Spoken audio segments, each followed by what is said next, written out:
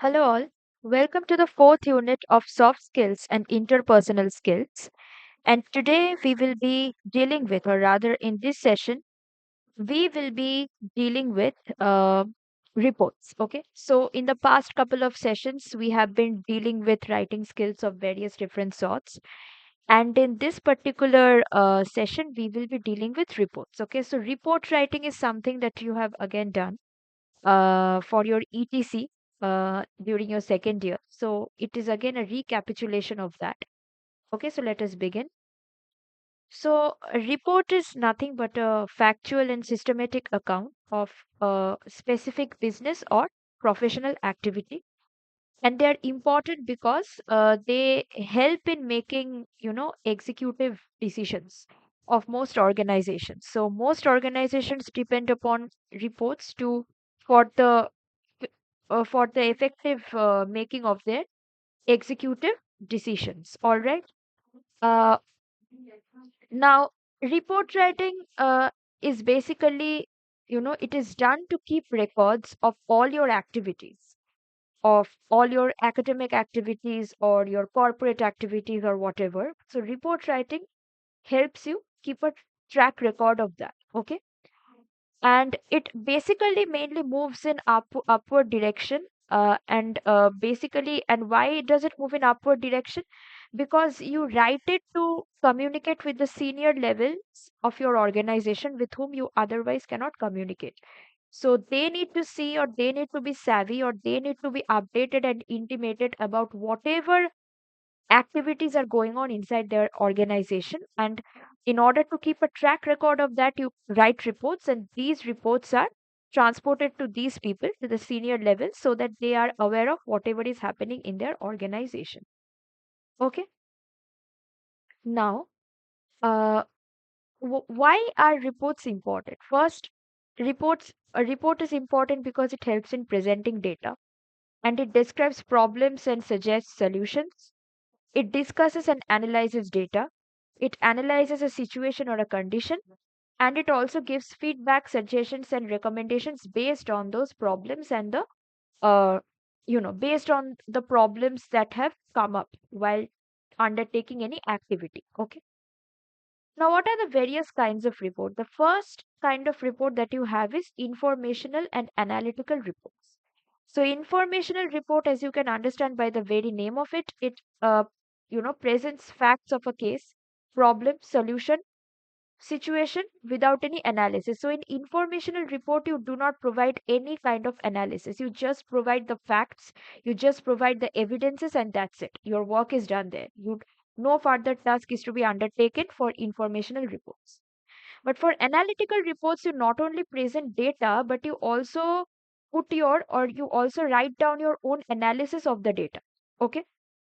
So unlike informational report where you only provide facts, in analytical report you provide facts as well as the analysis of it and your own opinion of it. Okay.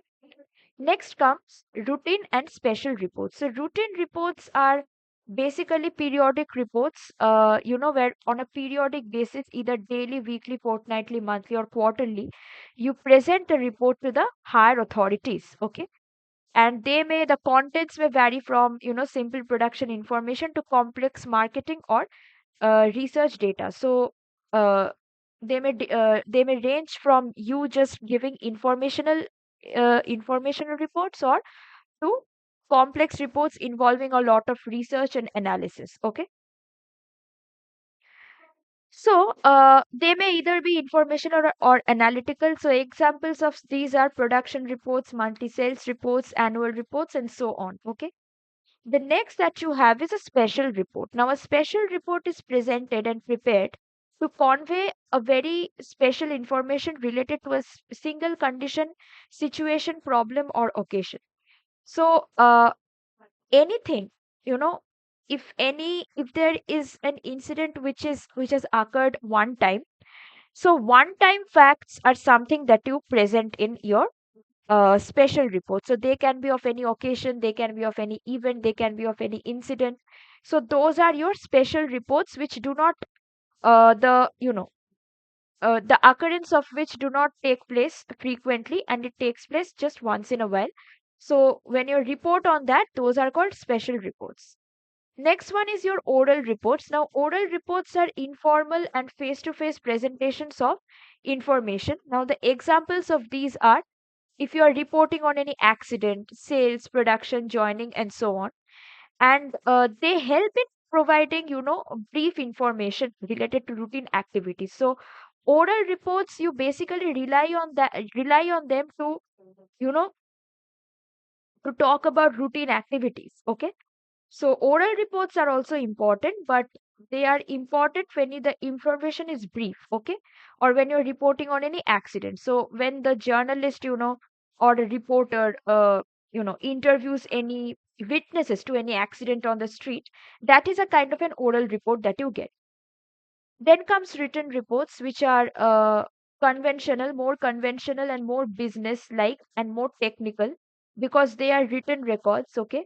And the organization uses these reports to maintain a proper record for future use and reference, like I told you, right? So, written reports are more important and more significant in that way, okay? Next comes formal and non-formal reports. So a formal report is usually a result of a thorough investigation of a problem, condition, or situation. And of course, they are longer because they include much more discussion and description. So, you write a formal report after a lot of thought and a lot of draft and a lot of planning, a lot of orders. It is only then that you write your formal report, okay?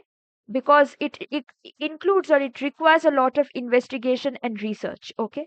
So they can be informational, analytical, routine, special, whatever, but they have to be properly organized. Now, a non-formal report is like a brief account of a specific business or professional activity, and it is usually written to provide introductory information about a routine affair. Okay, so you write it to provide an introductory information about any routine affair.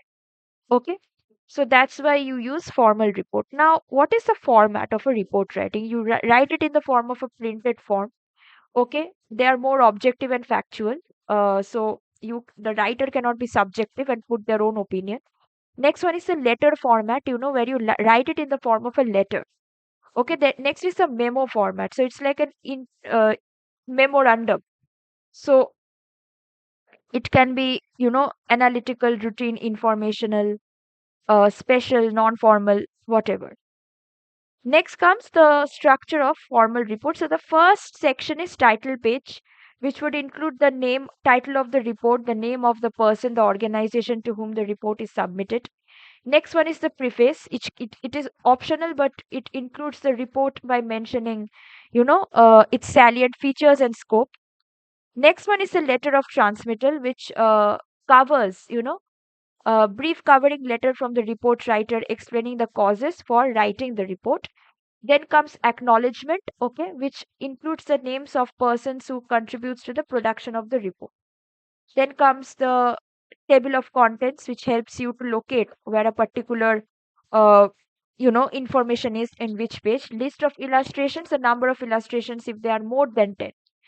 Then you have abstract or executive summary, which summarizes the essential information, in a few words. Then you have the introduction, which basically talks about the background, the aims and the objectives, the understanding and analysis, okay, and the approaches that you have taken in very briefly.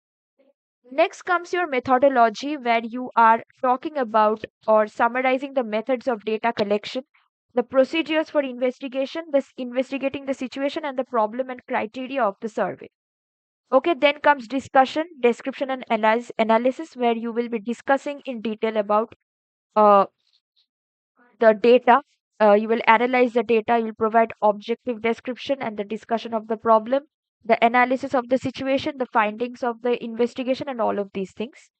Next comes conclusion, where you convey the significance and meaning of the report to the readers by presenting a summary of the decisions and findings, results, and conclusions. Then comes recommendations, where you are going to uh, basically put your recommendations on your based on your results and conclusions. Then comes appendices, which is optional, but it contains supporting data or material. Then comes bibliography or references, which means that whatever books you have consulted to write the report, you are going to be including them here. So this is about your report writing, basically a recapitulation of whatever you have done in your second year. Okay, and with this, we come to the end of this particular session. I'll again come back with another writing skill in the next session. Thank you so much.